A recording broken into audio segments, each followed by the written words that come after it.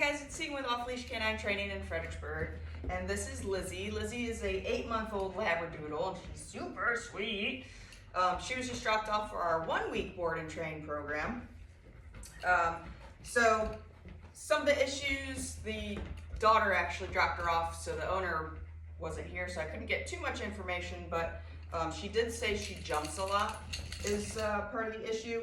But you know, she's a puppy, so she's super excited and just wants to jump all the time. Lizzie! Well, we got come down, I guess. All right, so we're gonna see what she knows. Since it's the 1 week, we teach come, sit, and place for the 1 week program. So I'm gonna just see if she knows any of those.